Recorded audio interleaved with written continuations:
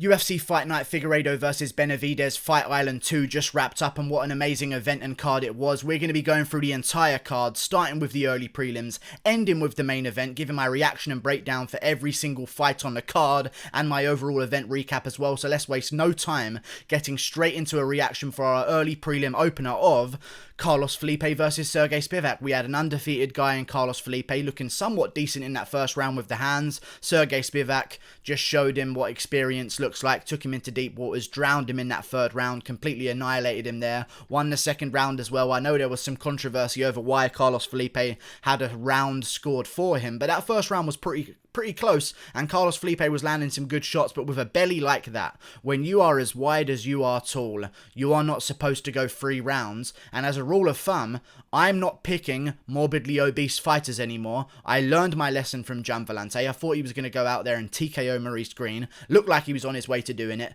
then entered cardiac arrest. I'm not picking obese fucks anymore. Sergey Spivak got the job done. Great performance. Just completely schooled Carlos Felipe as the fight went on. Moving on, Davy Ramos versus Arman Tsarukyan. Great fight. Really great fight. Before the fights on the main card, one of the fights on the main card, this was my fight of the night. An amazing scrap back and forth. Arman Tsarukyan won every single round in my opinion. There were some close rounds in there, don't get me wrong. But I mean, Arman Tsarukyan was just on another level. Avoided the submissions, avoided the takedowns at all costs. Even was okay in certain positions to just sit on top of Davy Ramos, this terrifying jiu-jitsu specialist, and just land some good ground and pound. Arman Tsarukyan showed us that he is a real contender in that lightweight division. I predicted him to win the fight by decision, winning every single round 30-27. That's what he did in my opinion, getting a massive win over Davy Ramos, and dare I say, equally as impressive as Islam Makhachev's performance against Davy Ramos. And Arman Tsarukyan, again, is a guy who, you know, in a fight with Islam Makhachev, went tooth and nail with him in a razor-close fight. So go back and watch that one if you haven't already. But Arman Tsarukyan, at 23 years of age, I believe, is a young prospect in that lightweight division. Completely schooled Davy Ramos in every single round. Looking amazing. 15-2. Great prospect. Picked him to win. He made me look clever. Good job. Moving on up the card. Malcolm Gordon versus Amir Albazi. I am a sucker for a good nickname. Malcolm X Gordon is a very good nickname. I picked him to win this fight. That's not the only reason. He also fought some good competition. I thought he was going to be a little bit more explosive. He had more of a chance of finishing the fight, in my opinion, which at lower weight class is always a good sign. If you've got power and you've got finishing ability at a lower weight class, I thought he was going to get it done. I thought he'd have the speed advantage, but Amir Albazi came out there, got it done, improves to 13-1, an amazing record to have in the bantamweight division. I'm sure these guys are now going to be maybe thinking about moving down into the flyweight division, because this one was a catchweight bout. I'm looking forward to seeing if they do. But Amir Albazi looks great. 13-1. New prospect to look out for. Prove me wrong. Good job, Amir Albazi. Great name as well. Brett Johns versus Montel Jackson. I picked Montel Jackson to win. I thought he was going to get it done by a close decision. Brett Johns ended up getting it done by a close decision. It wasn't the most exciting fight in the world. Majority of it, I just predicted that Montel Jackson was going to be able to negate the takedowns of Brett Johns and the grappling of Brett Johns by using his giant hands and wrist control. And I was kind of on my way to seeing that happen. He knocked down Brett Johns in the first round, securing himself the first round with a brutal knockdown. I didn't know how Brett Johns was going to recover from that, but he came back in a second, had a good second round. In the third round, Montel Jackson was landing some good shots, but Brett Johns was just leaning on him, pushing him up against the cage, and that's exactly how Usman beat Masvidal. That is a part of the sport that you need to be able to avoid if you're a guy like Montel Jackson. Otherwise, you can't be too angry at the decision. Brett Johns just had more in the tank in that third round to push where he needed to and get himself a decision win. Great performance by Brett Johns with the upset against Montel Jackson. I didn't think it was going to happen. I'm looking forward to see where Brett Johns goes from here. Could we see perhaps at one point an all-Welsh showdown between Brett Johns and Jack Shaw in the bantamweight division? Both guys riding 2-fight win streaks? I don't know. But that's a good fight to happen maybe down the line. Great fights to make in the bantamweight division now. Brett Johns for sure deserves a jump up the rankings, because Montel Jackson was the guy that if he won this fight probably would have got a jump up inside the rankings. So Brett Johns is stolen that from him. He took it. He took the fight. Dangerous fight to take. Won it as an underdog in a razor close fight. Pushed it more, give him the reward, jump him up the rankings, maybe against a guy like Raoni Barcelos or Ricky Simone. Who knows? Moving on, Joseph Duffy versus Joel Alvarez. Joe Duffy retired. At the start, when I first heard he retired, I was in the middle of watching Grant Dawson versus Nad Narimani, so I just said, you know what, fuck that, I don't really care right now. But it is quite sad to see a guy like Joe Duffy retire. He's been around for a long time. He's always a fun fighter to watch with great technique in all of his fights. Looked quite good tonight as well, landing some good combinations, landing some good leg kicks, but Joel Alvarez is just so long and rangy in that weight class. I picked him to win this one as a huge underdog. He shouldn't have been a huge underdog. This is Joel Alvarez. He was 16-2. He fought high-level competition his entire career, fought some great opponents, beat some great opponents. Joe Duffy was coming off a year layoff. Before that, he got kind of beat up badly by Mark Diakiese. I mean, it was just really difficult for me to pick against Joel Alvarez here. He was such a huge underdog. Even if he was a favourite, I would have picked Joel Alvarez to win this fight. So seeing him as the underdog that he was, to me, was just the most ridiculous shit I've ever seen in my life. I had to pick him. Joel Alvarez won, beat Joe Duffy by submission in the first round. New contender in the lightweight division. God, this gets more and more fun. I love this card. Catchweight, Grant Dawson versus Nad Narimani moving forward. You know, usually take place in the featherweight division. Weighed in, I believe, at 150 or 155 for this fight. A catch weight against Nad Narimani. Neither guy wanted to cut weight because Grant Dawson, I'm not surprised he doesn't want to cut weight because he is a huge guy for that division. Looked somewhat good on the feet against Nad Narimani. I picked him to win dominantly by decision. I thought maybe he could get a submission here or there with an arm triangle or something like that. But he got the job done. Grant Dawson with an amazing performance against Nad Narimani. Completely dominated him every single round. One judge gave a round to Nad Narimani, and I don't know what that judge was watching, but I had Grant Dawson winning every single round, except for maybe that third one, actually. Now I'm thinking about it. He did get rocked at the end, but I still think he did enough early in that third round, just completely outclassing Nad Narimani on the feet, that he won every single round. Grant Dawson with an amazing performance. He was angry at the end. Listen to this. When the scorecards were being read out, Nad Narimani was almost crying. He was angry. Nad Narimani was angry because he lost a fight against Grant Dawson. Grant Dawson expressed visible anger at not winning every single round and not getting enough 10-8s. That tells you where his mindset is as a fighter. I'm not going to be picking against this guy for a long time, depending on who he gets put up against, of course, but I feel like he's going to have one more fight against someone in that featherweight division in maybe a catchweight bout, so maybe we can find someone who's also a guy who doesn't want to cut too much weight, maybe even give him a lightweight, Grant Dawson versus Jim Miller or something. It'd be good to see if Grant Dawson can take Jim Miller down and do what he did to Nad Narimani against Jim Miller on top, because Jim Miller's got such a dangerous jiu-jitsu game. Who knows? With Grant Dawson fighting at a catchweight, we could just give him some lightweight opponents in Jim Miller. That'd be a decent fight, but you know what? He says he's not fighting at featherweight until this whole world sneezing situation calms down. I don't blame him. I wouldn't want to cut that much weight. He's a huge guy for the featherweight division, but get this. In the third round, he was staying on his feet the entire round. I know he got rocked in that round really badly, and his chin is worrying to me. But he got valuable experience in that third round. You cannot replicate the experience when you're a grappling heavy guy like Grant Dawson, whose sole purpose is to try and get the takedown and use his grappling as best he can and avoid the stand-up at all costs. Having a tired Nad Narimani in the third round for you to try out some stand-up stuff on is priceless experience that you're not going to get anywhere else. So I'm kind of glad that Grant Dawson got that experience on the feet in the third round. Looked good the whole time, faking the knee up the middle. Great stuff. Followed up the punches every time the knee landed. Nad Narimani was looking to close the distance, duck his head down and throw bombs over the top. Can't do that with a knee being up the middle every single 2 seconds.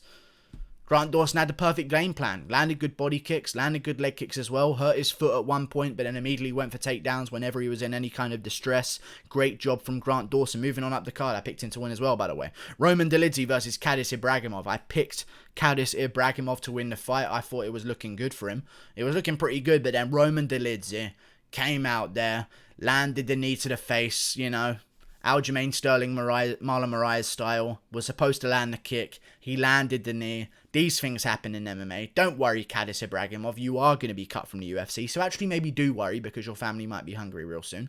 But you are being cut from the UFC. You've lost too many in a row, including a loss to Ed Herman, which isn't the best loss in the world to have. But not a bad loss, don't get me wrong. Ed Herman is a very good fighter and a veteran for sure. But still, if you're going to be any kind of title threat in the light heavyweight division, I feel like you should be able to get past a guy like Ed Herman if you're a dangerous Russian fighter. But Roman Dolidze came back, still undefeated, 7-0 with a brutal knockout with a knee to the face. What a performance from Roman Dolidze, you got to say it. Even though some people would say a fluke, and I would somewhat say a fluke as well, because he wasn't supposed to land in here. He threw it anyway. He landed it. It's the same way if a guy throws an uppercut and he doesn't know the person's going to duck into the uppercut, but they duck into it anyway. I mean, there's just a luck to MMA, and you can't take it away from him just from landing the knee. It was a good kick. Ibragimov tried to close the distance quick enough. He didn't do it quick enough. He got smacked in the face by a knee. Great performance by Roman Dolidze. One thing I will say, I am not getting behind him. He's a fucking steroid cheat that got caught cheating on steroids with multiple banned substances in his system. He's a filthy steroid cheat. I'll never get behind him. And I don't know why people do that. Just because he got a KO win does not change the fact that he cheated. Fuck him. I hope he gets KO'd in his next fight. Moving on. Good performance though. Roman Dolidze, great performance. I'm not going to get behind him as a fan. He's a steroid cheat. Moving on. Alejandro Pantoja versus Askarov on the main card. I picked Alejandro Pantoja to win. I'm going to fucking say it. I'm going to fucking say it, okay? People didn't like this in my stream, but then they went real quiet when they started watching the fight back themselves in slow motion. Alejandro Pantoja knocked Askarov down in the third round. I don't give a fuck. They didn't score it as a knockdown because Askarov was on one leg because he just threw a leg kick and he was returning it to his base. But Alejandro Pantoja landed a flush right hand in that third round that dropped Askarov backwards. That should have won him that third round. I don't give a fuck. People thought this was a bad decision, but they weren't even taking into consideration a knockdown. I don't know what you have to do to consider a knockdown in MMA. Khabib versus McGregor wasn't a knockdown. Gaethje versus Ferguson, when Ferguson caught him with the uppercut, wasn't a knockdown. I don't know what we have to do to get knockdowns nowadays. I'm going to pick my nose off screen because I'm getting angry and bogeys are coming out. Those are my anger bogeys. But I need to know how we score a fucking knockdown. Because if that isn't a knockdown, I don't know what fucking is. Great performance, though, from both guys. I don't want to dwell too much on just that one moment in the fight. Alejandro Pantoja looked a little bit gassed out in the third round. Definitely slowing down a bit more. Also, Askarov is deaf.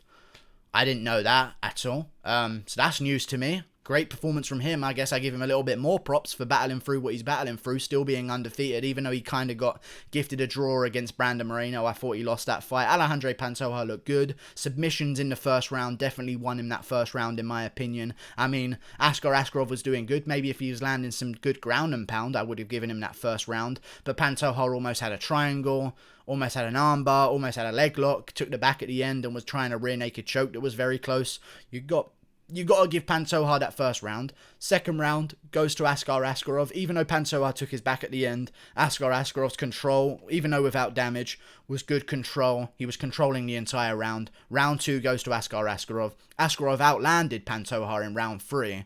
I swear to you, you can go back and watch it. Pantoja knocked him down with a right hand, straight on the chin, put him on his ass.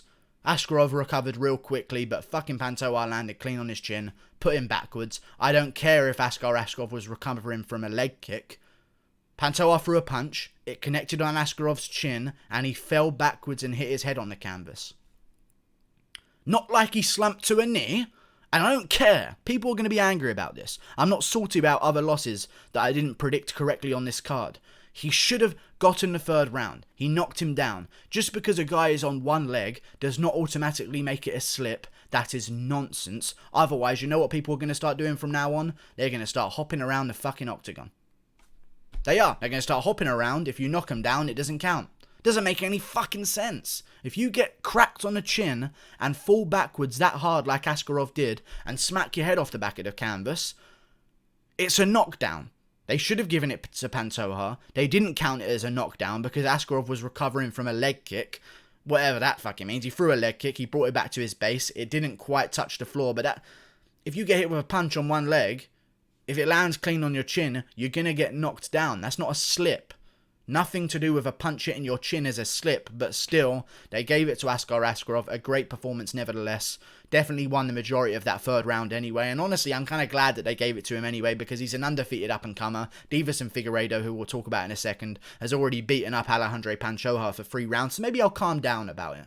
Maybe I'll just take a deep breath and realise, you know what? Askarov's undefeated. He's a new up-and-comer. He's new to the scene. He's going to get a big following, I'm sure, from his audience back home. And Pantoja's already had his time, 22-5 now. Lost to Figueiredo. Lost to other guys in the division as well. I don't mind Askarov going forward. If it comes by them not allowing a knockdown to go to Pantoja, then so be it. We've got a new undefeated contender. Askarov gets the job done. Moving on, Ariane Lipski versus Luana Carolina. Great performance from Ariane Lipski. Fuckable. She's very good, honestly. Very, very good. There were many thoughts going through my head in the middle of that fight, but she's very enjoyable to watch in all the wrong reasons, mainly other than her fighting style. But Ariane Lipski got the job done. Submission in the first round. Brutal submission in the first round. Ripped that knee back so fucking hard. I've never seen a leg lock like that. It wasn't even a leg lock, sorry. I've never even seen a submission like that where she just yanks it from being on top like that. Never. Just yanks away at it. Luana Carolina probably could have done something to escape that position. Looked like she was going for a calf splicer on Ariane Lipski pre that submission taking place, but Ariane Lipski just cranked on that fucking leg, ripped it to pieces. Brutal finish. A lot of hype behind her right now. I'm sure there's going to be a lot of lonely people at home, including myself, that are going to be giving her Instagram a good visit. Ariane Lipski gets the job done. We've got a new contender in the flyweight division, even though she did lose to Molly McCann, which is somewhat unfortunate because Molly McCann just lost to Taylor Santos. Hey, maybe we do Taylor Santos versus Ariane Lipski. Winner gets a position inside the rankings. Sounds good to me. Moving on. Up the card. Mark Diakiese versus Rafael Fiziev. I picked Lipski to win as well, by the way. I picked Diakiese to win this fight. Fiziev just outdone him. I was wondering why Diakiese looked so tired, and a bit more tired than I remember, but Fiziev's body kicks in the first round, I was like, of course, that's why Diakiese's tired, now looking back at it. Fiziev was landing brutal body kicks in that first round, and very good to throw body kicks in that first round as well, because when you're fighting a guy like Mark Diakiese, I picked him to win this fight by decision by chewing up the legs of Rafael Fiziev for 3 rounds. When you're throwing body kicks and switch kicks off your lead leg, you take away the possibility of him landing a leg kick on you, because your leg's touching his liver. You know, when you throw that many body kicks, it starts to mess up the timing of Mark Diakiese's leg kicks, and he never really could get him going in those early rounds like he normally does, because Mark Diakiese, I'll tell you this, he's not a great fighter. He isn't. He's not outskilling everyone every single fight purely based on his skill. But he does have viciously strong shins. He chops at the calf early, and then it makes the other fighter drop to his level where he just pieces him up. But if you can avoid those leg kicks early, it seems, like other guys have done in the past against Mark Diakiese to beat him, you can get the win against him, and that's exactly what Fiziev did. He came out there blasting kicks to the body, avoiding the leg kicks very well, got the job done against Mark Diakiese. Fight of the night, in my opinion. Great performance by both guys. Mark Diakiese started coming back in the 3rd round, but Fiziev had already done too much in the first 2. I don't even think I'd give the 3rd round to Diakiese. It was close, I'd have to check the stats, but I think Diakiese might have got it. Could have gone to him, could have not gone to him. He was landing some good shots. Fight of the night anyway, which is more than Diakiese's win bonus. So he's probably going to be happier with that either way. Good job from them. Great performance on the main card. I don't care what happens next. Mark Diakiese versus Roosevelt Roberts. Might be a lamb for the slaughter for Roosevelt, but listen. We've got 2 guys here that are both promising prospects. Let's match them off against each other, maybe. Then you've got Rafael Fiziev, looking for a lightweight coming off a win. Maybe Rafael Fiziev versus Grant Dawson could happen. I doubt Grant Dawson's going to be looking to take on too many big lightweights, because these 2 guys look like welterweights in there. I have no idea how they make lightweight, but good job from Rafael Fiziev. Great kicks throughout the fight. Great performance overall. Earns himself a unanimous decision victory. 8-1. Move him on.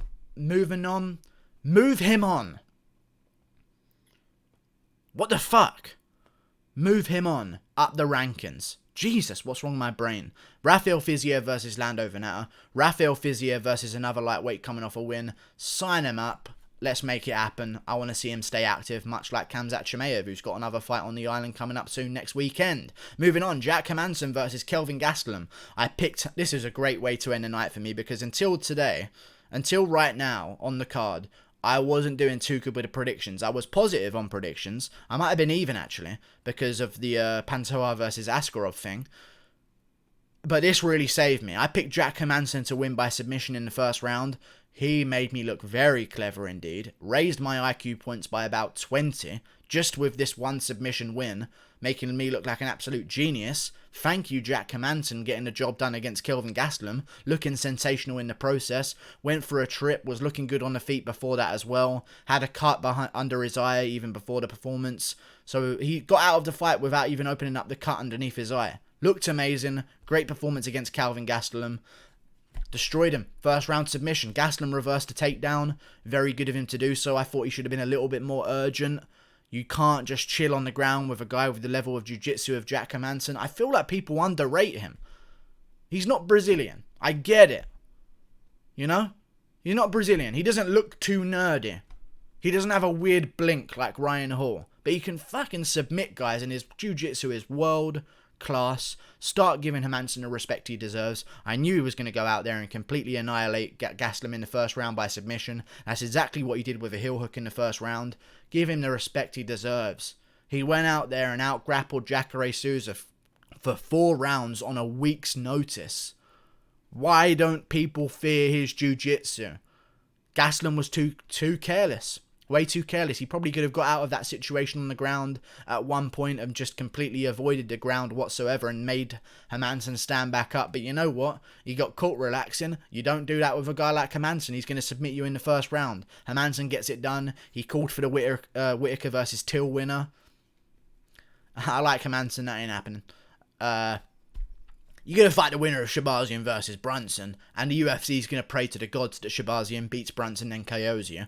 Let's be real. But he's a problem for everyone in that division. I actually think Jack Hermansson is the worst matchup for a guy like Darren Till. He's the curveball of the division. There's a lot of guys, Jared Cannonier, Paulo Costa, Darren Till, Robert Whittaker, Israel Adesanya. They all have the same approach, Kelvin Gastelum included as well. Strikers, going to strike with you. It's anyone's game. Strikers versus strikers. Better striker's going to win. Hermansson is an absolute curveball to all of those people's plans, including Kelvin Gastelum's tonight. He can be the enigma and the quick spanner in the works for any of these strikers on any given night.